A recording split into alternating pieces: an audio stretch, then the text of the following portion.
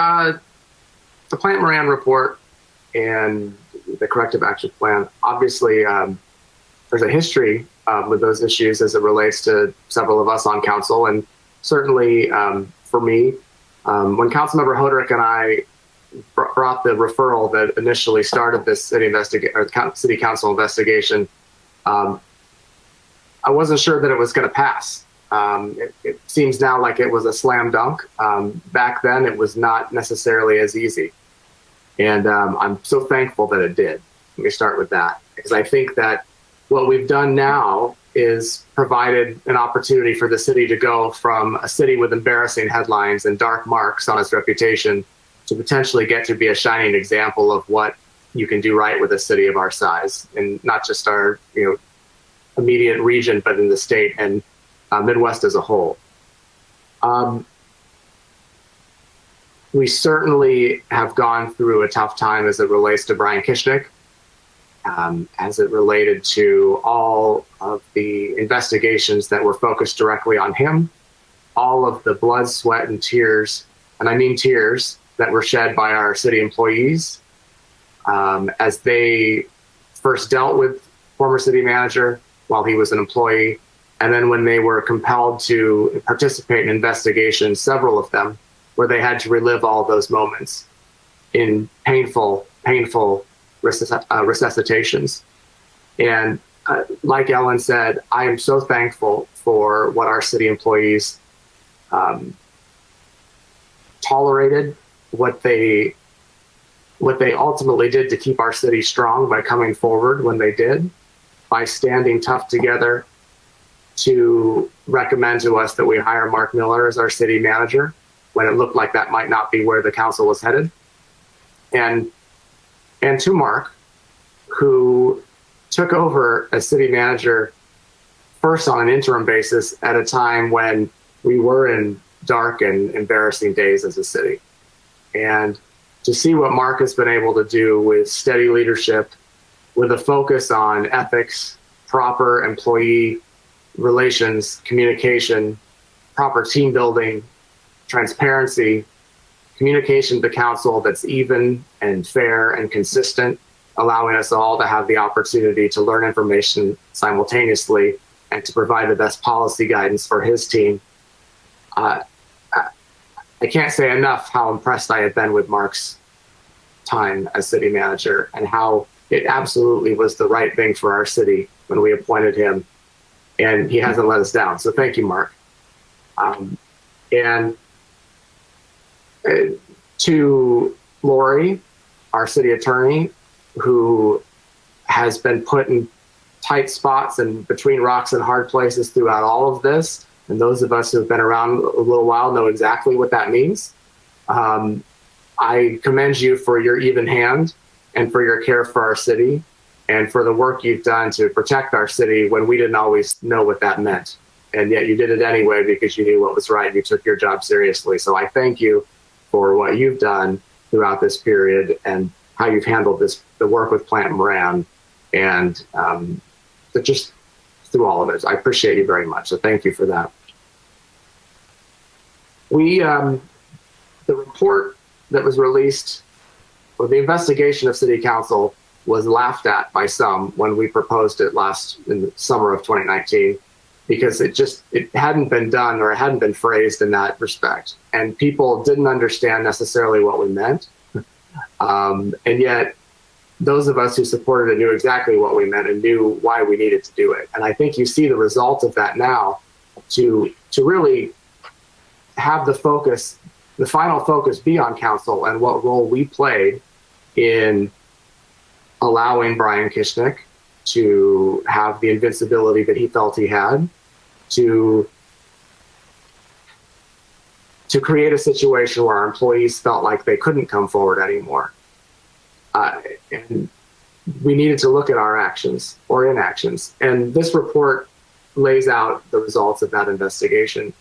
And I think I said all along, Brian was investigated multiple times. We needed to be that final investigative piece to know how we can wrap up this process from that standpoint.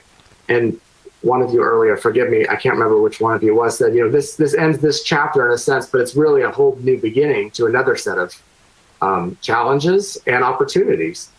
And, I look at the corrective action plan reporting that was included in tonight's reports, and, it included a conglomerate of previous reports that city management has provided to us. And I see the great work that's been done so far based on what Plante Moran said in July 2019. And I see where we can go moving forward. We are excited to have our ethics study session scheduled and special meeting for February 1st. That'll be here before we know it. And I think one thing we've learned, what I learned in the campaign last year, what I learned through experience last year, was that our council ethics policy was lacking, and it left us with little options to deal with any potential wrongdoings by one of us. And we need to have a clear focus on how to do that. We updated it in November of 2019, but I think we can go further to become that model for other cities and other communities who may struggle with this. And trust me, other cities and communities will struggle with things like this. We're not alone in Troy, Michigan. We happen to be the ones that got the attention and had the biggest issues, but unfortunately, it's happening somewhere in some city right now as we sit here, and they're going to need the help too. I'd love to see a continued focus with city management to look at that anti-fraternization policy, or at least look at how that can be addressed. We learned some things in this last report as it related to former city manager and a subordinate employee in a relationship. I'd like to see that addressed by city management in some kind of policy that council could be made aware of. Anything we can do to further clarify and define best practices for the relationship between the mayor and council and the city manager and city attorney as two direct reports.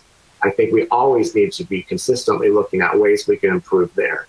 We've made some good changes as far as all the work that's been done for our annual reviews of city manager and city attorney, and how we do that, and the formula we created last year can hopefully be used in the years moving forward. But we still, I think, could do some work on updated reports, information, spending and purchasing is talked about a little bit. Let me say right now, I don't have concerns that Mark is inappropriately spending funds out of the city manager's office, but I would like to have the opportunity to review a report periodically just to confirm what I already know. And I think that would be a wise thing to do based on what we've gone through.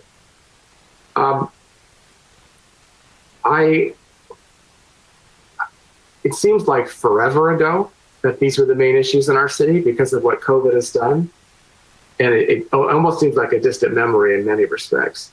But I think that's precisely the point of why we've needed to do this, because as we move further away, we'll be further away from remembering the traps that we fell into as a council, and future councils won't have those memories that we have. So it's precisely the point of why we've done this. We need to still have what we have in that rearview mirror to be able to guide us moving forward to create the best example and the best policies for our city. So I'm extremely glad that we did this city council investigation. I'm so thankful that we've transparently released this report to the public as we said we would.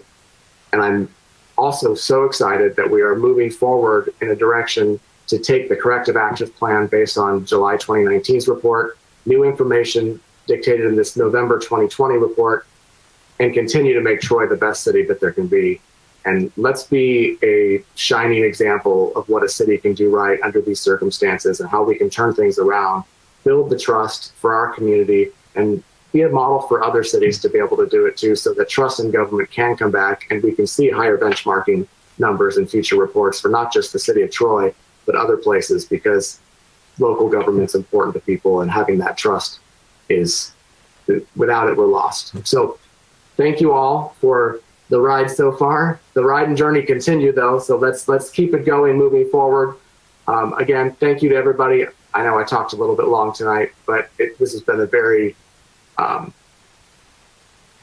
important to me so far, and what I've done on city council and what I've gone through. And I want to express again my thanks to all those who helped make this go forward in the right way. And let's keep doing the good work so that we can be a great city again and still. Okay.